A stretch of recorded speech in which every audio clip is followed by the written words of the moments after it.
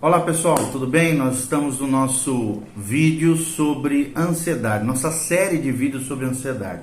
Nós falamos já várias temáticas, uma introdução sobre ansiedade, ansiedade é a Bíblia, no segundo vídeo, depois 3 vídeos sobre causas de ansiedade e por último, no nosso 6º vídeo, nós falamos sobre os efeitos da ansiedade. Agora nós vamos falar sobre o aconselhamento e a ansiedade.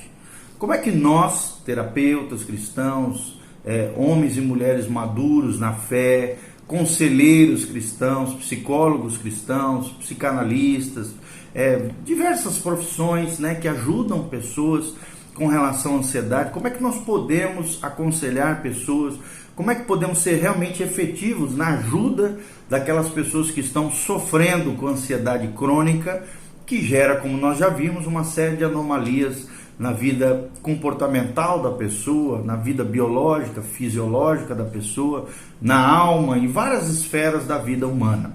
Então nós vamos falar um pouquinho sobre isso, o aconselhamento e a ansiedade. Continue conosco, aperte os cintos e vamos mergulhar ainda mais na palavra de Deus. Nosso texto-chave que nós estamos usando nessa série de ministrações é 1 Pedro 5:7. 1 Pedro 5:7, a Bíblia Sagrada nos ensina e diz: lançai sobre ele, Jesus, toda a vossa ansiedade, porque ele tem cuidado de vós.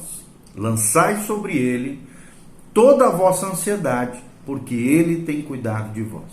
Então nós vamos ver que a ansiedade, ela anda lado a lado com uma questão muito intrínseca à condição humana, a questão da paternidade de Deus com relação ao nosso coração. Se estamos bem quanto à paternidade de Deus na nossa vida, na nossa alma, no nosso interior, obviamente a ansiedade, claro que ansiedades humanas sempre vão aparecer, momentos de tensões na nossa vida, mas a ansiedade crônica não vai ganhar espaço, terreno e provocar os males que normalmente nós vemos na vida das pessoas. Nós, falando um pouquinho mais sobre o aconselhamento à ansiedade, dentro desse texto que nós mencionamos, nós precisamos entender que não é fácil aconselhar uma pessoa ansiosa. Por quê? Em parte, porque pode ser difícil descobrir e separar as causas da ansiedade, como nós já falamos em vídeos anteriores. E também porque a ansiedade pode ser psicologicamente contagiosa, ou seja, pode afetar até o analisando, o terapeuta, o psicólogo, o conselheiro cristão. Então, pessoas ansiosas geralmente deixam os outros também ansiosos, inclusive o conselheiro, o terapeuta, aquele que está ajudando aquela pessoa, que está tentando de alguma maneira ajudá-las. Então, portanto, para aconselharmos pessoas ansiosas, o conselheiro, eu e você, pessoas maduras, pessoas que querem ajudar outras pessoas, nós precisamos primeiramente estar cientes dos nossos próprios sentimentos. Ou seja, precisamos guardar o nosso próprio coração. Como Jesus falou sobre tudo que se deve guardar, guarda o teu coração, porque dele procede as fontes da vida. Ou seja, precisamos estar cientes dos nossos próprios sentimentos, precisamos estar bem resolvidos no nosso interior, com relação a Deus, com relação a nós mesmos, com relação às pessoas ao nosso redor. Então, primeira observação, primeiro princípio que nós queremos falar sobre aconselhamento e ansiedade é reconhecer as próprias ansiedades. Você reconhecer as suas próprias ansiedades. Quando, por exemplo, um conselheiro, alguém que está ajudando, alguém fica ansioso, por exemplo, na presença de um aconselhando, ansioso também, ele precisa fazer algumas perguntas a si mesmo, como, por exemplo, o que está me deixando ansioso nessa situação? O aconselhando está ansioso com alguma coisa que também me deixa ansioso? O que essa minha ansiedade me diz sobre o aconselhando e sobre mim mesmo? Então esse tipo de autoexame é necessário e pode ajudar o conselheiro, você que está ajudando alguém, a compreender melhor a ansiedade do aconselhando e sua também. Então essas perguntas impedem que o conselheiro confunda as suas próprias ansiedades com as ansiedades do aconselhando, aquela pessoa que nós estamos ajudando. Então, primeiro, lição, reconhecer as próprias ansiedades. Segunda lição, segundo princípio, diminuindo a tensão. né? Diminuir a tensão do ambiente, do local, nosso coração e principalmente daquelas pessoas que nós estamos aconselhando, né? O aconselhamento tem pouca probabilidade, por exemplo, de sucesso, de ser eficaz, se o aconselhando estiver tenso demais para se concentrar. Então, para lidar com essa tensão, faça com que o aconselhando, aquela pessoa que você está ajudando, veja que você é uma pessoa calma, é uma pessoa equilibrada, temperada, atenciosa, que procura deixá-lo à vontade, né, na exposição dos seus fatos e dos seus problemas. Então procure fazer o aconselhando se sentar de maneira quieta, confortável, respirar fundo, relaxar os seus músculos, né? E às vezes é uma boa ideia contrair diferentes grupos musculares, né? Às vezes até fazer um alongamento, se você vê que a pessoa está muito tensa, né, com as mãos, com os ombros, e depois relaxar o máximo possível para que ela possa se abrir o seu coração, né? Alguns aconselhando se sentem bem, por exemplo, fechando os olhos, imaginando que estão numa praia ou sentados em algum lugar agradável, né? Então procure eliminar daquele ambiente tenso tudo que provoca falta de concentração, né? E tem muita gente que tem essa dificuldade de falar de maneira profunda, abrir o seu coração. Então, elimine tudo que provoca falta de concentração, como, por exemplo, um gabinete desorganizado, bagunçado, uma música de fundo, às vezes que a pessoa bota muito alta, que acaba atrapalhando a pessoa, ou então de um ritmo muito acelerado que possa atrapalhar a concentração da pessoa no falar e abrir o seu coração. Então, nenhum, né, desses procedimentos, né, elimina, é claro, causas profundas de ansiedade, mas ajuda sim as pessoas a se sentirem mais relaxadas e controladas, e nós, né, tiramos a atenção dos sintomas. E feito isso, os aconselhandos podem então se concentrar nas fontes da ansiedade, ou seja, na raiz do problema. Nós estamos ouvindo os sintomas, mas nós temos que atingir a causa do problema, a raiz do problema, tá bom? Então, em primeiro lugar, nós vimos que é reconhecer as próprias ansiedades. Em segundo lugar, segundo princípio, diminuir a tensão do ambiente. Terceiro lugar, demonstrar amor. Demonstrar o amor, né? Nós somos cristãos e a nossa marca é o amor. O amor tem sido considerado o mais forte de todos os elementos terapêuticos, já dizem as grandes pesquisas na área. Mas em nenhuma outra situação essa verdade é tão evidente quanto na redução do medo e da ansiedade. Então a Bíblia afirma que o perfeito amor lança fora todo medo. O inimigo do medo é o amor. Escreveu também um conselheiro cristão muito conhecido que o inimigo do medo é o amor. Então, portanto, para apagar o medo, né, do coração das pessoas, temos que acender o amor, né, o afeto, né, o carinho, ali, claro, sem contato físico, nada disso. Nós não estamos falando do amor fraternal, do amor filéu, do amor de amigo, do amor de irmão.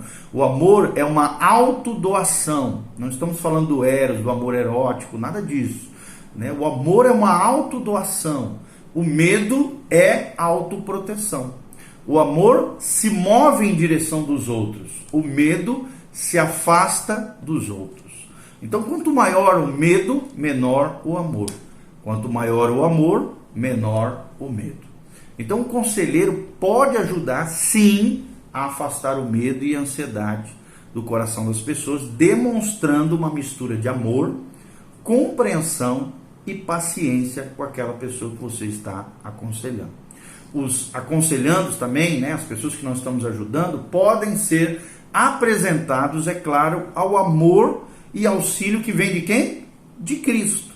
A maior prova de amor de Deus pelos homens é a pessoa bendita de Jesus. Então, conduzi-las aos pés de Jesus. Por isso, 1 Pedro 5,7, lançai sobre ele toda a vossa ansiedade, porque ele tem cuidado de vós.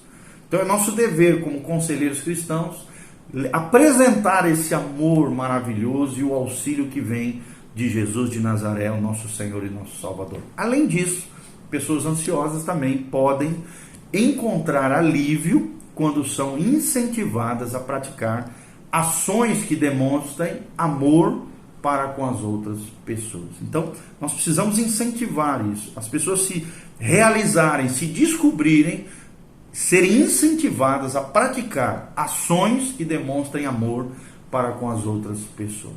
Ok? Quarto princípio, identificando as causas. Como é que eu e você estamos ajudando pessoas, estamos aconselhando pessoas, podemos identificar as causas da ansiedade? Então nós vamos aprender que a ansiedade e o medo são emoções criadas por Deus, são sentimentos humanos. Se Deus fez o homem, obviamente isso está relacionado à humanidade da pessoa que Deus criou. E elas avisam sobre a existência também de perigos ou então conflitos internos. E raramente desaparecem só com palavras tranquilizadoras ou expressões do amor cristão, do conselheiro, daquele que está ajudando. Então, um terapeuta, um conselheiro, um ajudador sensível jamais diz ao aconselhando para se animar ou para parar de se sentir ansioso. Não, a maioria de nós não se sente nem um pouco ajudada por um cristão bem intencionado, mas que é ingênuo, que afirma que a preocupação é um pecado que pode ser eliminado a qualquer hora, né? Basta querer, como se fosse um passe de mágica. Não é assim. Em vez disso, o conselheiro cristão, né, aquele que está ajudando alguém competente, eficaz, procura ajudar o aconselhando na difícil tarefa de descobrir o que provoca a sua ansiedade, a raiz do problema. E isso pode ser feito de diversas maneiras. Nós vamos falar um pouquinho sobre isso. Primeira delas, com a observação. Então, nas sessões ali de ajuda, de aconselhamento, ouvindo pessoas, o aconselhando, aquele que nós estamos ajudando, mostra sinais de ansiedade extra. Por exemplo, fica mudando de posição o tempo todo, respira fundo demais, transpira muito ao falar. Então, quando certos tópicos são abordados, que tópicos são esses? Que áreas são essas mencionadas por aquela pessoa que a gente está ajudando, que você vê que ela começa a ficar agoniada, tensa, ansiosa? Talvez seja aquela área a raiz do problema que ela esteja enfrentando. Segundo, além da observação, a reflexão. Peça, né, aquela pessoa que você está ajudando, aconselhando, para citar situações que lhe provocaram ou ainda provocam ansiedade hoje, na sua vida, na sua rotina diária. E pode ser útil perguntar, né, fazer perguntas tipo: quando é que você fica mais ansioso? Pergunte para ele. E que situações você não fica ansioso? Qual foi a última vez em que você se sentiu realmente ansioso? O que estava acontecendo a respeito, né, na sua vida naquela época? E nunca subestime as observações do próprio aconselhando a respeito das causas de sua ansiedade. Ou seja, às vezes a própria resposta do problema da pessoa sai pela boca daquela pessoa que a gente está ajudando. Então a gente tem que ficar atento, né? Observando e, ao mesmo tempo, refletindo sobre tudo aquilo que nós estamos ouvindo. Terceiro lugar, além da observação, da reflexão, a contemplação. Ou seja, como ajudador de pessoas, conselheiros, terapeutas, cristãos, pessoas maduras na fé, que ajudam pessoas, lembre-se sempre das causas da ansiedade que nós já falamos em vídeos anteriores.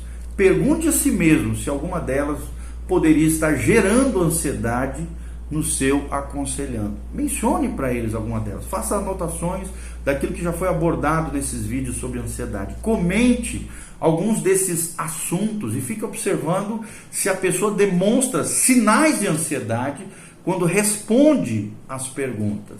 E em seguida, discuta, né, os seus palpites, faça ali uma conversa franca, direta e abençoada com aquela pessoa. Lembre-se de que é necessário ter paciência, ser compreensivo com o outro, oferecer um ombro amigo, um ouvido atento, né?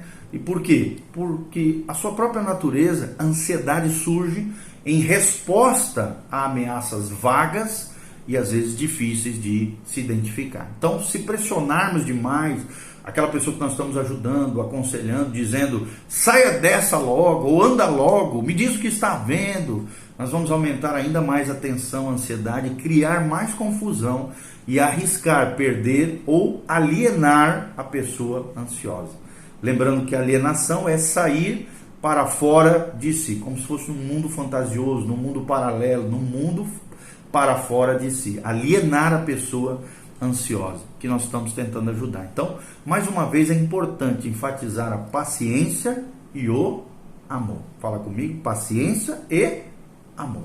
E quinto lugar, para fechar, fazendo intervenções, né? Ansiedade difere de uma pessoa para outra e a gente precisa entender isso. Cada pessoa que a gente ajuda pode desenvolver o seu próprio conjunto de sintomas particular e há diferentes formas de tratamento. Por exemplo, o indivíduo que tem medo de falar em público, por exemplo, pode não ter nada em comum com uma pessoa que tem medo de altura ou com outra que tem ataques de pânico súbitos ou aparentemente irracionais. Cada pessoa é diferente, cada caso é um caso, tá? Apesar dessas diferenças, né? Um especialista em ansiedade, um psiquiatra norte-americano, David Sherhan, sugere uma abordagem para o tratamento que se adapta a todos os indivíduos, ou seja, existem traços em comuns. Primeiro delas, uma intervenção biológica, porque o problema pode ser biológico, pode ser físico. Como vimos, né, já falamos em vídeos anteriores, a ansiedade às vezes tem uma causa física e precisa de tratamento médico. Então é muito comum um médico trabalhar em cooperação com um terapeuta, um conselheiro, um psicólogo, né, um psiquiatra ou um psicanalista cristão. Essa cooperação deve incluir a prescrição de medicamentos, né, se é uma coisa mais grave, de fundo biológico, para o controle daquela ansiedade e a reposição, principalmente hormonal, na mente, né, no organismo da pessoa. Alguns psiquiatras e outros médicos são muito rápidos em prescrever apenas drogas, mesmo quando essas não são necessárias. E alguns pastores e outros conselheiros cristãos são muito rápidos em criticar também o uso de medicamentos, mesmo nos casos em que poderiam acalmar o aconselhando e facilitar o aconselhamento. Então procure trabalhar com equilíbrio, juntamente com o médico, né? Preferência cristão, que não abuse dos tranquilizantes, mas que se disponha a prescrever e acompanhar o uso dessa medicação quando a ansiedade for alta na vida da pessoa. Alguns aconselhados, né, podem precisar de ajuda para vencer essa resistência contra remédios, né, ou preconceito contra o uso de medicamentos. Outra questão, outra intervenção, além da intervenção biológica com ajuda médica, é a intervenção comportamental, né? E aí a importância da terapia do comportamento, que foi introduzida há muitos anos como uma forma de tratamento que se mostrava particularmente eficaz em pacientes ansiosos ou, como conhecidos, fóbicos, né? Medrosos, uma fobia, baseados então na hipótese de que as pessoas aprendem a ser ansiosas. Os conselheiros, os terapeutas, os psicólogos cristãos tentaram, né, fazer com que os pacientes, né, dentro disso que nós estamos abordando, aprendessem a relaxar diante das situações que geram a ansiedade. Algumas vezes, por exemplo, os aconselhandos aprendiam a relaxar fisicamente, um relaxamento, né? E depois eram expostos progressivamente a opostos que lhes causavam medo, né? Então, outras vezes eles eram levados a agir, ou seja, fingir, como se estivessem numa situação de ansiedade, e o conselheiro ensinava maneiras eficazes de enfrentar o problema. Técnicas como essas ainda são largamente utilizadas e muitas delas, né, as terapias comportamentais, as terapias de grupo, com muito sucesso. Então, aparentemente, elas são mais eficazes quando se sabe que a ansiedade é produzida por um determinado objeto ou situação específica, que o aconselhando pode aprender a controlar, ok? A outra intervenção é a intervenção ambiental. Lembrando que sempre o indivíduo ele está num ambiente. Então a intervenção ambiental algumas vezes é a maneira mais direta e eficaz de lidar com a ansiedade. Ou seja, é mudar de estilo de vida, às vezes de relacionamentos, lugar de residência, carreira profissional que estejam influenciando negativamente, gerando essa ansiedade crônica nas pessoas. Então pense, por exemplo, numa pessoa que está violando a lei e tem medo de ser apanhada, né? A sua ansiedade pode ser eliminada se ele se tornar um cidadão cumpridor das leis. Mas será que existem outras mudanças, talvez menos óbvias, que o aconselhando pode fazer para alterar circunstâncias ou situações que provocam a ansiedade? Claro, Às vezes é necessário uma boa dose, né, de incentivo e orientação por parte do conselheiro compreensivo, amoroso, né, uma pessoa paciente, para que o indivíduo faça então essas mudanças, as mudanças ambientais necessárias para a resolução do problema na vida da pessoa. E por último, encarando, nós vamos continuar no próximo vídeo mais algumas dicas sobre como ajudar pessoas que sofrem com ansiedade, tá bom? Continue conosco, que a graça e a paz de Jesus venham sobre você. Louvado seja o nome do Senhor. Amém.